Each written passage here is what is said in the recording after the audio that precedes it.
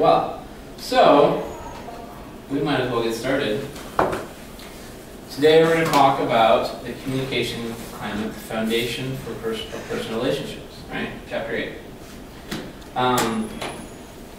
As you know, on Monday we went over, we did emotion, and if you go online you can find the activity. I'll just briefly go over that one because you're here. The activity that you're doing for that one is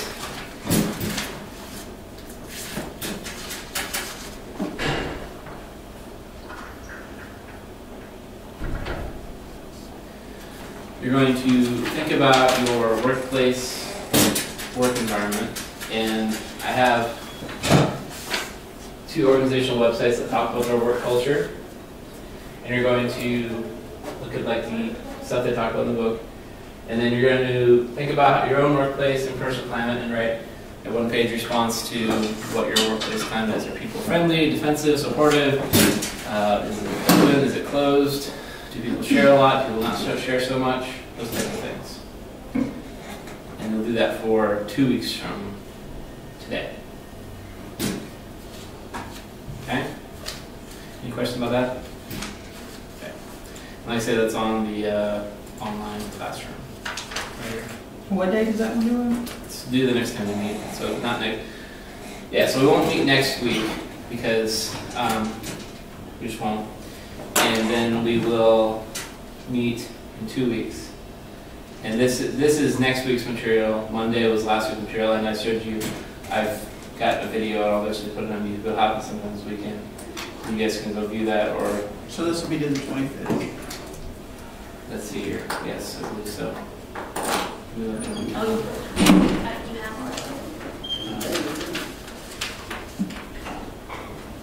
2 weeks from today, the 25th. Yes.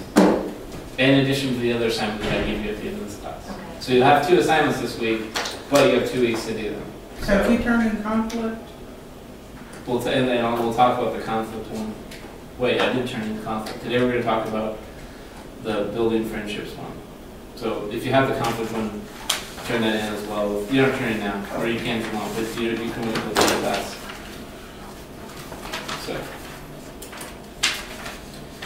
So today, and also I want to just put up here, second exam is Wednesday, May 9th at 11:30. So it's whatever, how many weeks it is from now, but it's during this class. So you guys don't have a problem with that, but the other class, they have to come in on a day they're not used to, so they have to either rearrange their schedule or something, or if they're free then.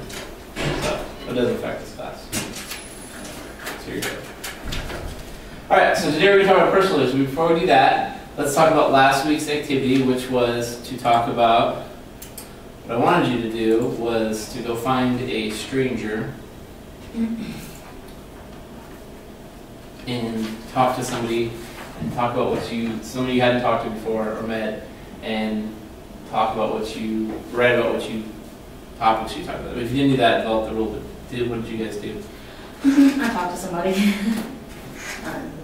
It's okay, you can do it for next time. So let's hear about who you talked to. You weren't here, so that's fine. I talked to another girl named Amber. She's in one of my, I take business communications class, and Who teaches that? It's okay. Brewer. What Jeff department? Brewer. What department is that out of? Business. Okay. Anyway, go ahead. And so her name's Amber, and she was actually graduating after the semester. So, but we talked, and I don't know. Do you want me to tell you everything we talked about? Yeah, let's hear it. Well, we just talked about basic stuff like the class that we were in together, and the teacher, and the work in the class, and then the fact that she's graduating, and like she's doing business, and I'm doing horticulture. And so we just talked about school, and basically mostly we just talked about school. I mean, it was only like 10 minutes before class started, so that's all we really got to talk about for the most part. So it's kind of superficial, right? Yeah. Okay. Well, that's kind of expected, so, all right, that's fine. So make sure you turn that before you leave, whatever you have to do now before you go, and any other assignments you might have. Okay, so So this was last week's assignment. This was last And I can turn it in, right? You can turn in late, yes.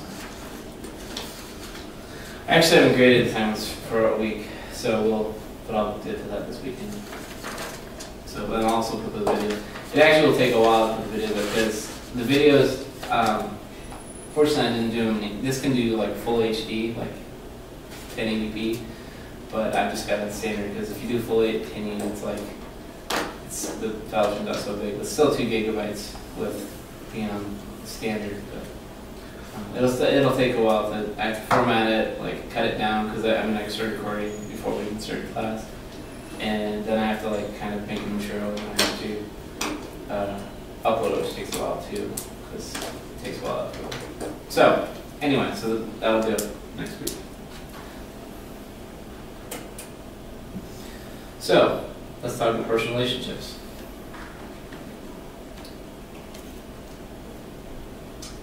So this kind of gets into like workplace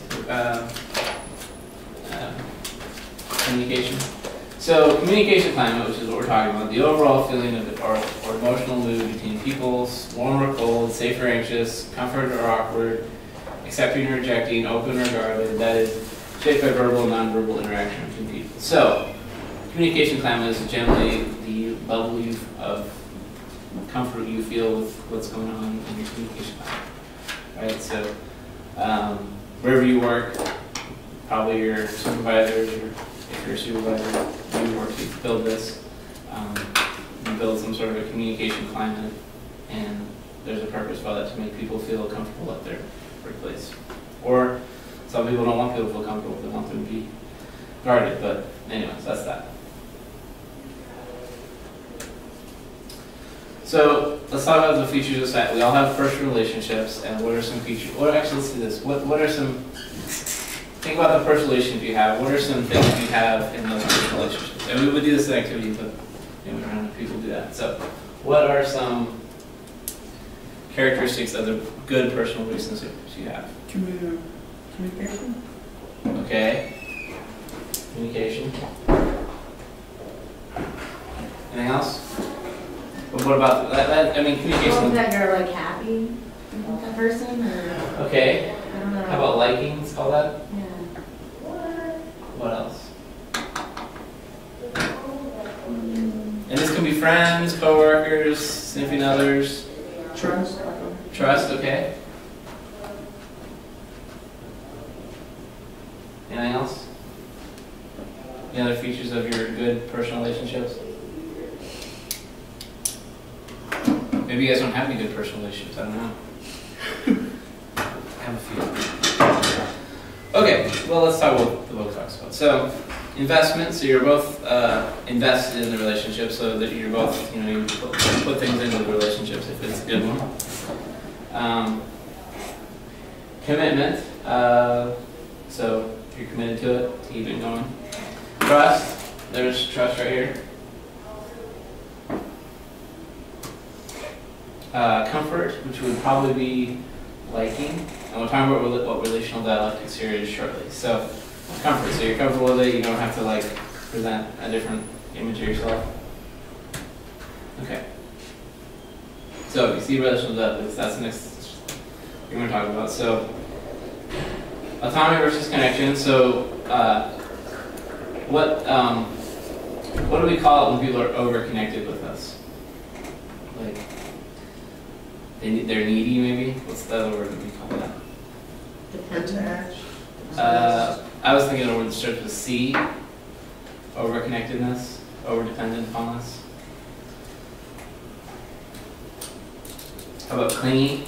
Clingy, yeah. Yeah, we call it, you complain if somebody you're dating is like really needy and messages you all the time and calls you all the time, comes, talks to you at work and at your house when you come home, those types of things, those are clingy. So that's a family versus connection. We all want to have some connections with people, but we also need some autonomy. We don't want to be, we need someone, we don't want them trying to move in on with us the next week, right? So, and that's the dialect. I want to be close, and I need no space. Next one is novelty versus predictability. We like to be able to predict what people are going to do. At the same time, we like a little bit of newness in our relationship. So I like the familiar rhythms and routines of our relationship, and then we need something new or different. So you like a certain amount of novelty in your relationships, but you also want to be variable. If you're one day your friend wants to hang out with you all the time, and then the next week they don't want to talk to you at all, it's a little weird. So we don't like that. Openness, which is closeness. We want a certain amount of openness in our relationships, but at the same time, we don't want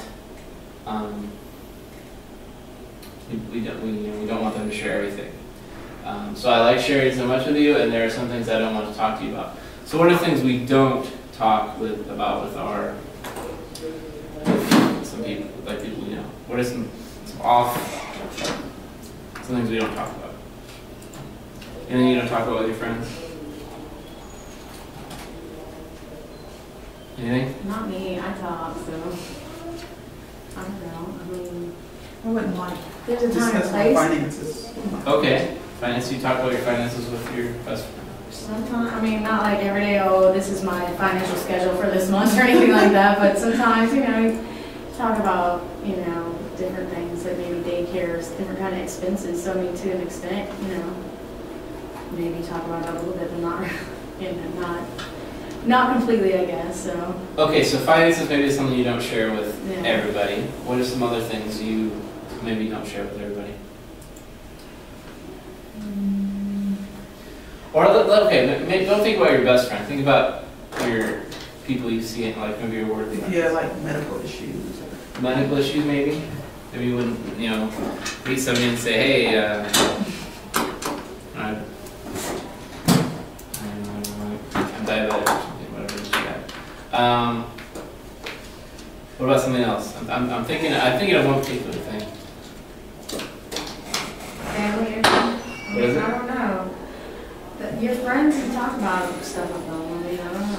To me, I just don't know. Or maybe you talk about it, maybe you talk about it in a face-saving way. So you say it. Yeah. Okay. Well, this is the topic I'm thinking about. How about maybe your sordid legal past, like maybe if you've been arrested in the past, which happens to even good people. Maybe you don't share that necessarily the first time you meet somebody, right? Yeah. Oh, yeah. And then once you get to know them, maybe you share it, but you're like, well, but doesn't. Yeah. I've had people be like that with me. I guess since I've been on the, I don't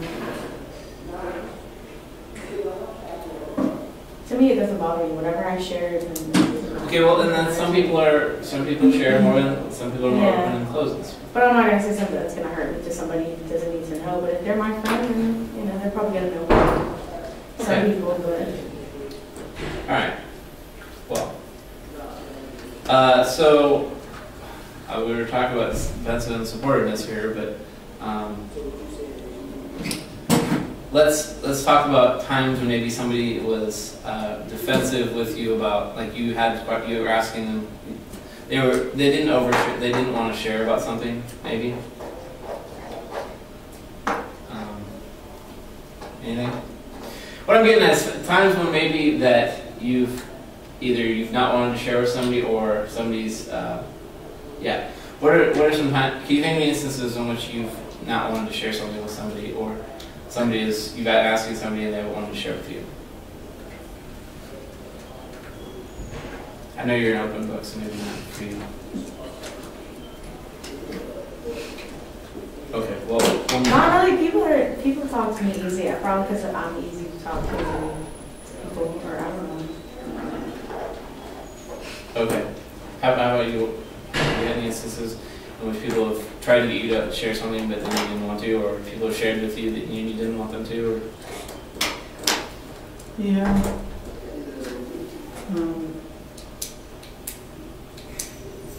No, if I'm more into like medical stuff, like when my husband was sick, stuff like that. Okay, well, let's move on to this. So, we talked about these tensions between autonomy, connection, novelty, predictability. Now, how do we negotiate those, right? So, neutralization, you kind of you get in the middle of the situation between sharing and not sharing. Selection, so sometimes you selectively share, so you'll share, if they're wanting to know more information, you might talk about a hobby rather than talk about your sort of legal past. Separation, you might separate from the person if they're breaking that tension. Reframing, so that's kind of the whole thing where if you have a sort of legal past, maybe you reframe it like, well, yeah, I got arrested, but it wasn't really my fault. It was because of the friend I was with or something, and I don't hang out with them anymore, right? Or, yeah, I got arrested, but I got up the next day and the charge. Like explaining it? Yeah, explaining it. So calling it something different, right? Or oh, it was because I was having a problem with my boyfriend or girlfriend. Reframe it. Calling it something different. Okay. So those are ways of negotiating ethical tensions. Now, let's talk about 4 different types of relationships we have. We talked about medical things and legal things. So let's say we're talking to a. Remember we had this earlier in the semester. We had the open area where open area, blind area, hidden area, unknown area. So let's talk about some things. Let's pretend we're talking about somebody who we've known, who we just met, a stranger. What kinds of things would they know and we would know about us? Or we would know and they would know about them? A stranger. Well, like if you meet them in the same type of food place or you're getting lunch or doing something, then you'll obviously both like the same food place. Okay. Or whatever, wherever you see some stranger at, obviously you'll have business in the same place, whether it's a bank or whatever. Okay, you like the place you're at, okay. But you're asking what's known to them and me at the same time? Yes. Without talking to them? Or, well, you might have talked to them, but somebody you just met. It's a stranger that you just, like the person you talked to for 10 minutes.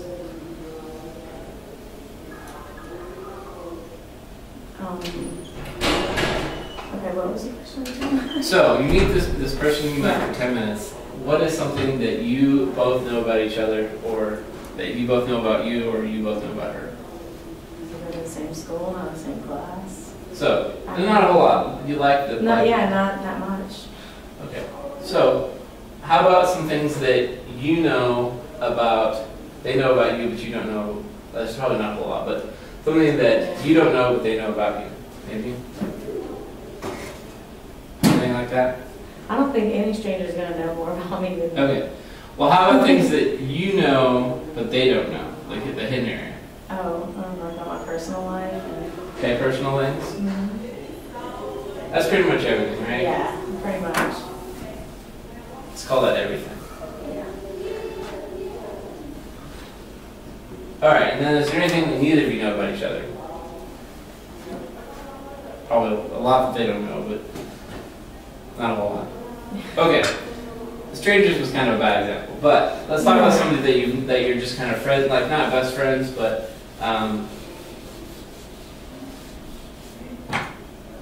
yeah, somebody you're friends with, maybe not your best friend.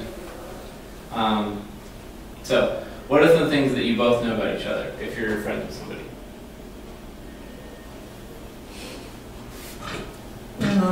If they're in a relationship or not. Okay, relationship.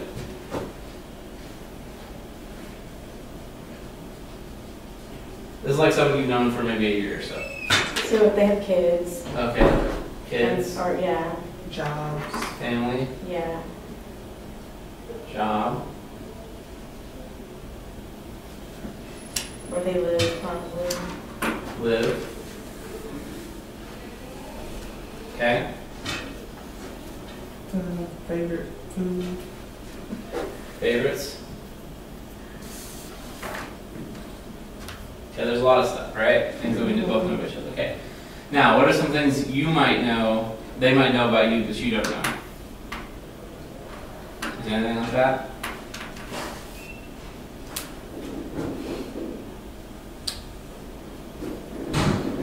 Okay, maybe not. How about things that that you know, but they don't know? Well, What are some if things? they know something about us that we don't know, how are we going to know unless they tell us? So you know, but then it's known to us, so then it's kind of. Well, maybe if they know. That I talk loud, I mean, they told me, so, you know, it's not really unknown to me if they tell me. Okay. So, and then otherwise it'd be unknown, so it's kind of, can't really. Okay, so how about things that are unknown to others, but are known to yourself? So things that you still don't tell them, whether you're friends with them for like a year or so.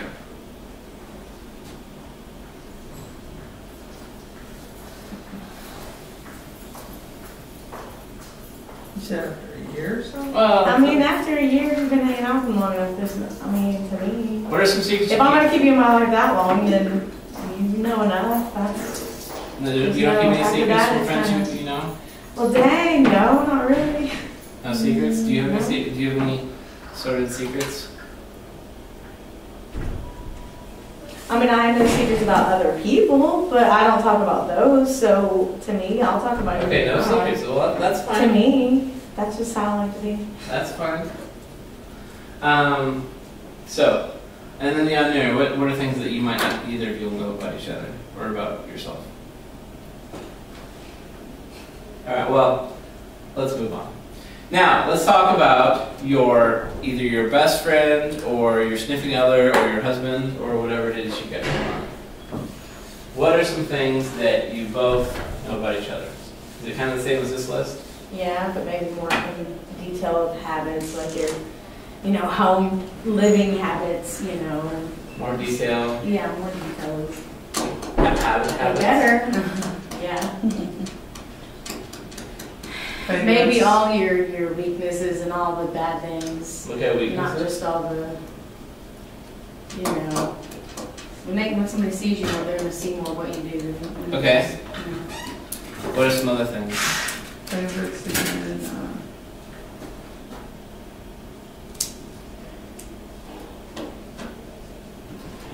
Obviously, if it's a boyfriend or husband, it might be some things that we don't talk about with our friends, maybe. Some scandalous stuff. And since we're not friends, you don't have to tell me any of these things. You don't need to overshare that. Okay, so is there anything they might know about you but you don't know? So maybe some annoying habits or something. Okay, annoying habits. Maybe whether you snore. Yeah, that's one of them probably. Anything else?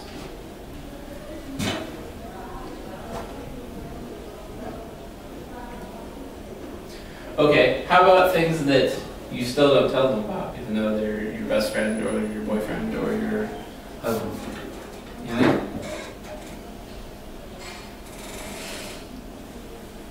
Well, I mean, the secrets of other people's. If it's secrets of mine and my own personal life, then, I mean, there really isn't any, but like other things that I know of other people, you know, just, I don't know.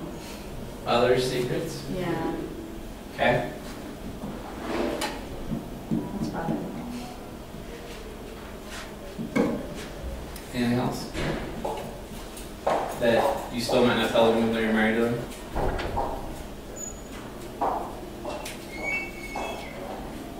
Okay, well, others, so it might be maybe a family thing, maybe something about your family bad. Yeah. So, okay.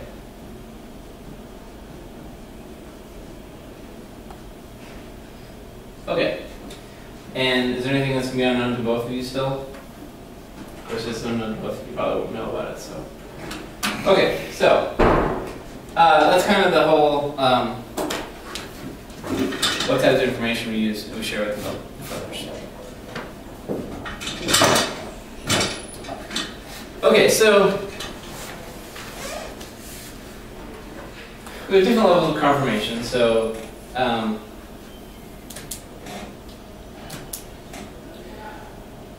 it starts off as recognize the other person exists. This is probably the stranger level. If we recognize that somebody actually exists, sometimes we get, somebody in this class we might not even recognize, but that's kind of the stranger level. Acknowledgement of what another person feels or thinks. You probably aren't at that stage with anyone in this class, but probably if you work with them, they've moved from stranger to some sort of, something about them, right? You know their moods. Endorsement, so accepting another person's feelings or thoughts. Probably you don't get to that unless work friends become some sort of outside of work friends, And so you start to think about what they feel and think. Oops. So that's kind of the whole, so you get moved from just kind of knowing that they exist to kind of accepting them as people, right? Only your friends and boyfriends or girlfriends probably make it to endorsement level. So this is kind of the box here. So we talk about recognition. You exist, hello, saying hello to people, not saying anything to them. Acknowledgement, you matter to me, you have a relationship, I'm sorry you're hurt. You don't matter, we're not a team, you'll get over it. So acknowledging them. And what you think is true, what you feel is okay, I feel the same way. Or disconfirming, which is you're wrong, you shouldn't feel what you do. So this is kind of an existence level. This is kind of acknowledging what they feel. This is acknowledging what they feel and thinking that it's important, right? That's disconfirming and confirming messages.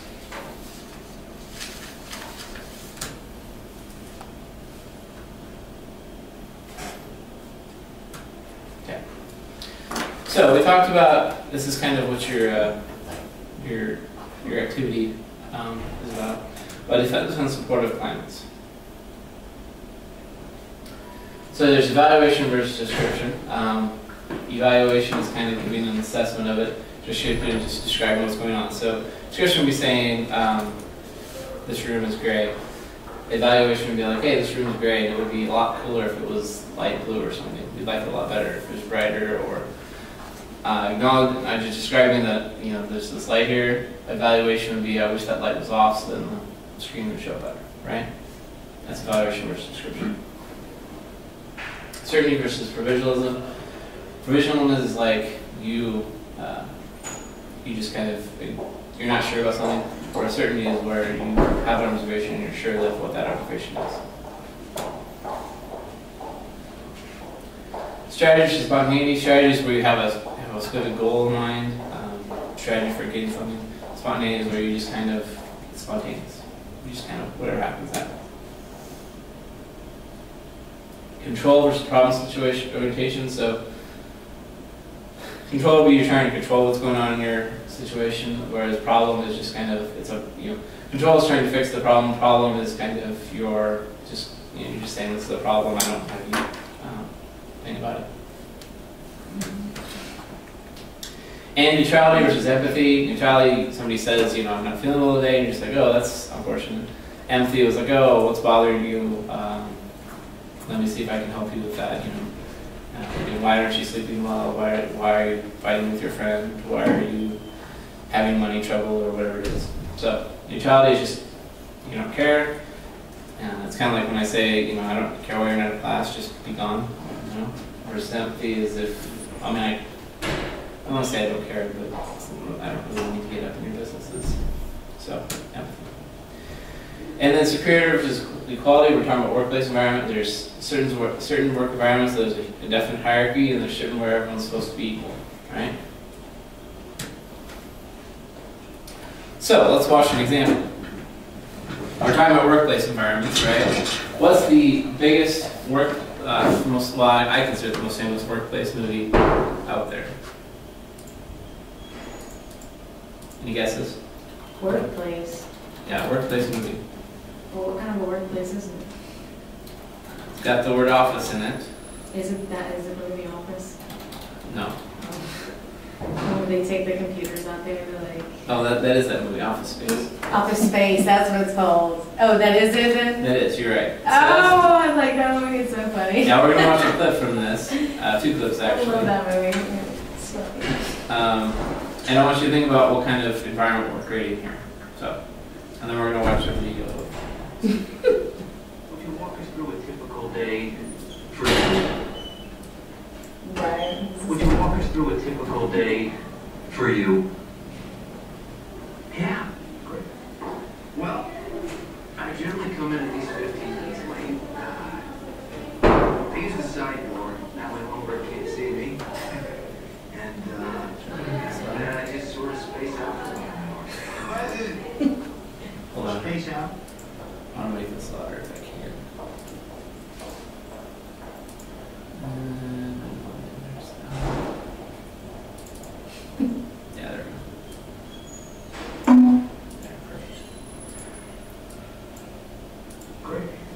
Well, I generally come in at least 15 minutes late. I use the side door, that way Lumberg can't see me. And after that, I just sort of space out for about an hour. Space out? Yeah, I just stare at my desk. But it looks like I'm working. I do that for probably another hour after lunch, too. I'd say in a given week, I probably only do about 15 minutes of real, actual work. Peter, would you be a good sport and indulge us and just tell us a little more? Oh, yeah. Let me tell you something about TPS reports. The thing is, Bob, it's not that I'm lazy. It's that I just don't care. Don't care? It's a problem of motivation, all right? Now, if I work my ass off and Initech ships a few extra units, I don't see another dime. So where's the motivation? And here's something else, Bob.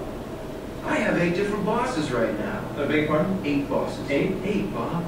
So that means that when I make a mistake, I have 8 different people coming by to tell me about it. That's my only real motivation, is not to be hassled. Not in fear of losing my job, but you know, Bob, it'll only make someone work just hard enough not to get fired. Would you bear with me for just a second? Okay. What if, and believe me, It's so pathetic, but what if you were offered some kind of a stock option equity sharing program? Would that do anything for you? I don't know, I guess. Listen, I'm gonna go. It's been really nice talking to both of you guys. Absolutely. The pleasure's all on this side of the table, trust me. Good luck with your layoffs, all right? I hope your firings go really well. Great. Wow. Okay, we wrote one more here. Michael Bolton. Let's see. You are Michael Bolton. Yeah. Same real name? Yeah. Are you any relation to the pop singer? No, it's just a coincidence. I'll be honest with you, I love his music. I do. I'm a Michael Bolton fan. For my money, I don't know if it gets any better than when he sings "When a Man Loves a Woman." But you must really love his music. Yeah, he's pretty good, I guess. You're goddamn right he is. So tell me, what's your favorite song? I don't know. You guys sort of like them all. I felt the exact same way, but it must be twice as hard for you being have the same name as him. I celebrate the guy's entire catalog. Anyway, let's get down to business, Michael. Yeah, you can just call me Mike. And then there's one more I want to watch. Here we can watch the scene when they destroy the thing. This one. Hello, Peter. What's happening? We have sort of a problem here. Yeah, you apparently didn't put one of the new cover sheets on your TPS reports. Oh, yeah. I'm sorry about that. I forgot. Yeah. You see, we're putting the cover sheets on all TPS reports now before they go out. Did you see the memo about this? Yeah, I have the memo right here. I just forgot. But it's not shipping out till tomorrow, so there's no problem. Yeah. If you could just go ahead and make sure you do that from now on, that would be great. And I'll go ahead and make sure you get another copy of that memo. Okay? Yeah, no, I have the memo. Good. It's right. Hello, Phil. Thanks. Hi, Peter. What's happening? We need to talk about your TPS reports. Yeah, the cover sheet, I know. Bill talked to me about it. Yeah. Did you get that memo? Yeah, I got the memo, and I understand the policy, and the problem is just that I forgot one time, and I've already taken care of it, so it's not even really a problem anymore. Yeah. It's just we're putting new cover sheets on all the TPS reports before they go out now, so if you could go ahead and try to remember to do that from now on, that'd be great. All right. And then I guess we'll watch the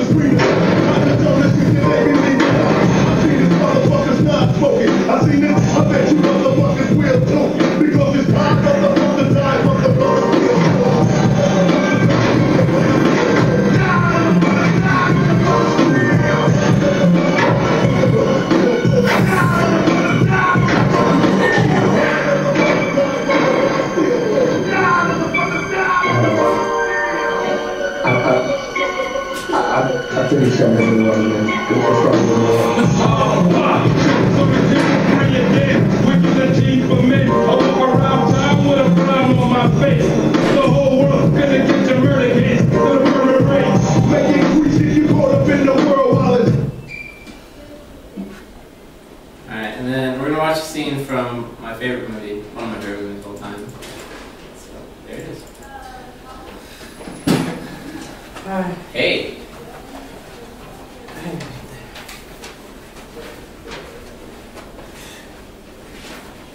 Well, alright then. And I got a bunch of stuff to give you. Okay, I'm looking forward to it. Let's see. It's not Just one kiss. let's see.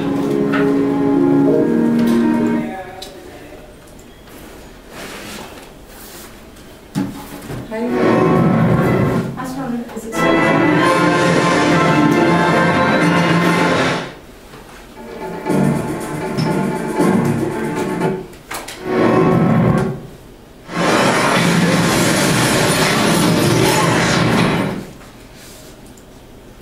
Yes. Mark, oh, you're fired. Why? Dogs catching frisbees? Pigeons in the park? A couple of geezers playing chess? Boss. Not now. I was thinking maybe the Bugle could show another inside in New York for a change. We got 6 minutes to deadline, Jonah. We need page 1. I don't pay you to be a sensitive artiste. I pay you because, still not now.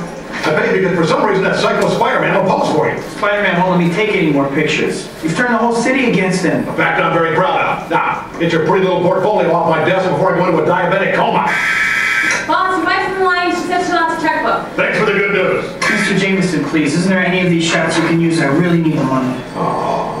Miss Brent. Yes. Give me a violin. 5 minutes to deadline, Jonah. All right, run a picture of a rancid chicken. Here's a headline. Food poisoning scare, Sweet City. Is the food got poisoned? I'm a little nauseous, yeah. All right, Mr. Jameson. Sticks. Robbie, there's your page 1. Masked menace terrorizes town. I told you he's not a menace. And I told you. I'll take care of it. I'll give you 150. 300. That's outrageous. Done. Give this to the girl. Thank you. Bye, Mike. Hi. Hey.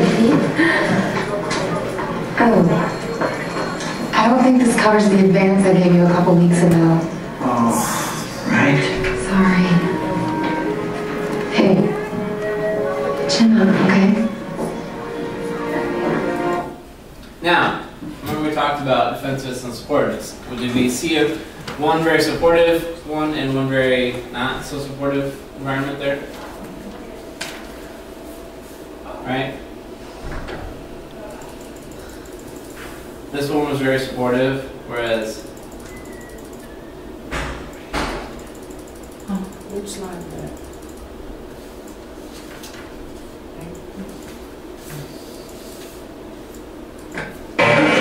Stop! Mark, oh, you're fired. Why? this guy was less supportive, right? Right. Okay. Well. Alright, so that's kind of some examples of what I was talking about with the defensive supportiveness work environment.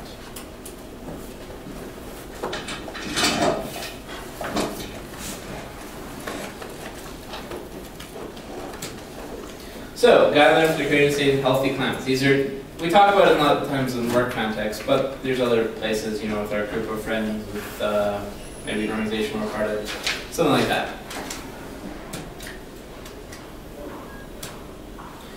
So, actively use communication to build good communication climate. So, communication should be used up. So accepting and confirm others, so we're accepting our coworkers and confirming them as good parts of our communication climate. Affirm and assert yourself, so part of this is you're accepting others, but you're also kind of asserting yourself as part of that work environment. And then respect diversity and relationships. So some coworkers you may have very close relationships with, and some of them you may not. Can you guys, in your work environments, can you think of people that you're very close with, and others that you just kind of don't want to deal with as much? And some you probably don't like, right? Do you have any examples of that? Yeah, but it seems like, well, I work at Taco Bell part-time, so, you know, that type of place, there's a lot of diversity and sometimes high turnover, well, a lot of times, but, you know, there's some people that are older there that, you know, I have better relationships with the younger kids, they're just more immature, you know, and so that's the difference really. Okay, so do you say you get along better with the older people? Yeah. Okay. I mean, I get along with everybody, and then the people that I didn't like, for some reason, they don't work there anymore. So for the most part, the people are okay, but you know, some of the young ones are pretty mature. You know, they're in high school, and other than that, you know, the older ones I can talk to more to about other things. Okay. And, you know, closer to them. Do you guys have any examples? I didn't get it because I was... We're talking about people that you get along with better and not so well with at your workplace. In a workplace? Yeah. I always got along with all my bosses. Just not the lady at church, right? It's just like, I was down at the church this morning. Yeah. Because somebody called me at 8 o'clock this morning from the bus station, one of the girls I picked up. And she said she saw someone who was incarcerated at the bus station. And they were saying that they don't want to come if Donald picks them up. And there was a guy in a wheelchair, and she told him he couldn't come to the meeting because he was in a wheelchair. How can you deny? That's discrimination. So you know I have a problem. I have conflict. I'm confused, but it makes sense. I guess that's what You deny somebody church and you deny somebody the program because they are handicapped. You can't do that. No. American Disabilities Rehabilitation Act. All right. So when you get criticism, you should respond constructively. And we're talking. The next slide is how to do that. So aggression, assertion, deference. So aggressive. This is we're going to spend time together. Assertive is I'd like to spend more time with you, and then differential is it's okay with me if we don't spend time together. Tell me what you're feeling. I'd like to understand more about how you feel, and if you don't want to talk about how you feel, that's okay. I don't care what you want. I'm not going to a movie. I'm really not up for a movie tonight, or it's fine with me to go to a movie if you want to. So, aggressive, you want your way. Assertive, you're saying what you'd like, but you're okay with the other way, and differential is deferring to whatever other people want. So you have to do both in these communication grounds. Okay, so we talked about how we're going to respond constructively to criticism. So seek more information. If they criticize you, find more information about what that criticism is. So I didn't do well today, so what do you mean? What do you mean by that? That kind of thing. Consider the criticism thoughtfully, so maybe don't respond to it right away. Think about it and go back to them later. If you decide criticism is valid, consider whether you want to change or how you act. So maybe you don't want to change because it will affect something else, but maybe you do want to change because it will help you in the future, right? So you have to decide if you want to change. And then thank the person who offered the criticism. So thank them for saying that you want their help. So that's that. That's your 4-step model for responding to find out more information, consider it, decide if you want to change, and then thank them later. Criticism is hard to give and to receive, generally. So that's that. That's the end of criticism. So that's the end of class. So next week, remember we're not having class because we had Monday's class. We had this week's class on Monday and next week's class today, and I'll put them on YouTube eventually. It'll take a little bit, but I'll get it up there. So, and also these PowerPoints are up on D2L. So on the friendships thing? Yes. Is that the one where you meet someone? No, that was a building friendships. This is dealing with friendships. Okay. So it's a different activity. Are you going to know that's the difference? My thing just says friendships, but it's the one that's due now. It'll be, I'll know the differences. You'll learn the other one in 2 weeks. I won't be able to tell everything. So turn that in 2 weeks, the friendship. Okay. Well, we can hold on to your, well, I'm not going to give it to me now, but we're not, I'm going to talk about the next activity. So you can give it to me now, but. Those are all the other ones. Perfect. That we're doing. All right, so that doesn't work. It's going to work. It's going to See, it's going to work. Just don't breathe over there. So. Oh, no, see, yours are on the floor, not mine. They'll all be.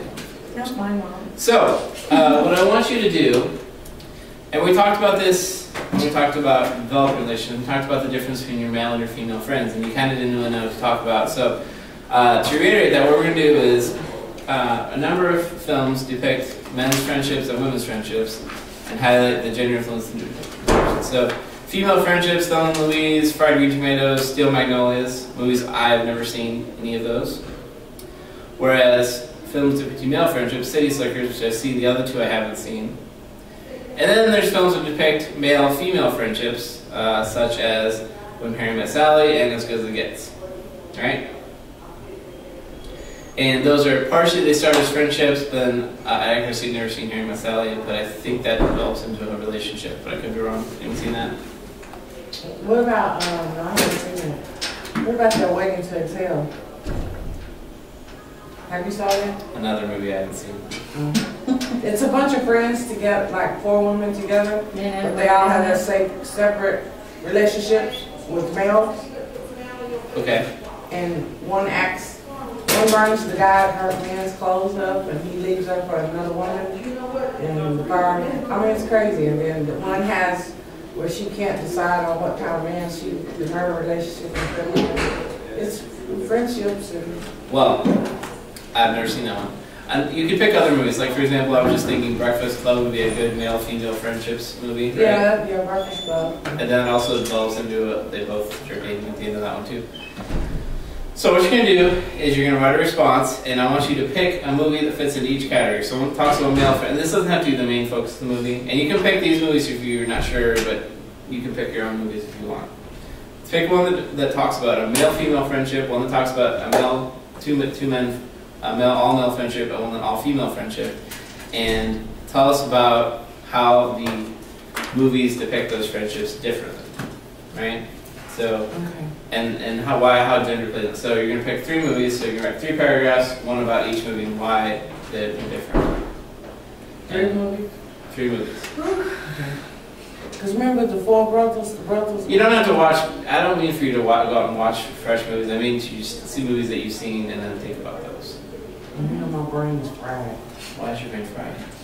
From drugs and alcohol, so I have to go and re-look over the movie again. Well, I don't know what to tell you on that one, but hopefully you can think of a movie that fits in each of these categories. And like I say, these movies, that friendship is the theme of the movie, but it doesn't have to be that way. Okay. So, like I say, you're going to write a 1-page response like that, and it's due next class. And I say next class because it's not due next time, because it's due in 2 weeks.